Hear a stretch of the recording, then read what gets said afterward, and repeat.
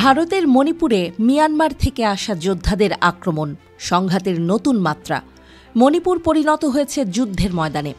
কেন মিয়ানমার থেকে আসা যোদ্ধারা রাজ্যটিতে আগুন জ্বালাচ্ছে? এর ফল কী হতে পারে ভারতের জন্য?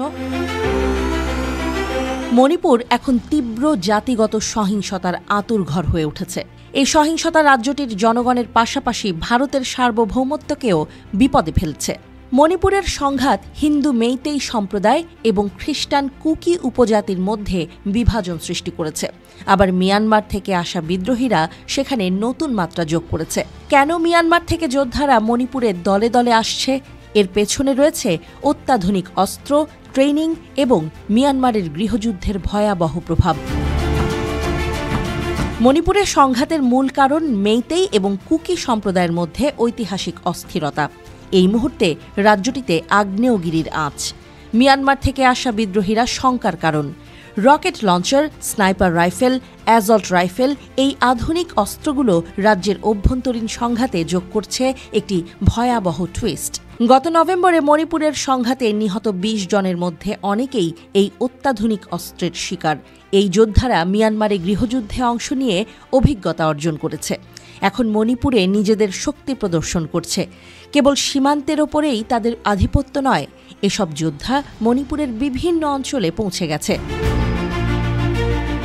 ভারতীয় পুলিশ ও সামরিক কর্মকর্তাদের মতে মিয়ানমার থেকে আসা যোদ্ধাদের হাতে অত্যাধুনিক অস্ত্রগুলোর কারণে সংঘাতের মাত্রা দিন দিন বাড়ছে।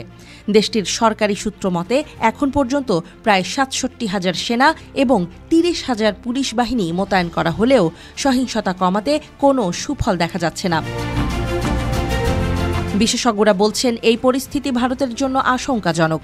কারণ মিয়ানমারে বিদ্রোহী গোষ্ঠীগুলোর সঙ্গে ভারতের বিদ্রোহীদের যোগাযোগ বৃদ্ধি পাচ্ছে। চোরাচালান ও অপরাধের জালও বেড়ে যাচ্ছে। এখানে কি ভারতের রাজনৈতিক ব্যর্থতাও দায়ী? ২০২৩ সালে মণিপুর হাইকোর্ট একটি নির্দেশ দিয়েছিল যাতে মেইতেই সম্প্রদায়কে তফসিলি উপজাতি হিসেবে স্বীকৃতি দেয়া হতে পারে। এর ফলে উপজাতি সম্প্রদায়গুলো বিক্ষোভ শুরু করে, যা সহিংসতার তীব্রতা আরও বাড়ায়। মণিপুরের সংঘাতের কারণে প্রায় ৬০,০০০ মানুষ বাস্তুচ্যুত হয়েছে। নিহতের সংখ্যা ২৬০-এ পৌঁছেছে। ভারতীয় সেনা ও পুলিশ বাহিনী দিনরাত কাজ করলেও মিয়ানমার থেকে আসা যোদ্ধাদের মোকাবিলায় কতটা সক্ষম হবে?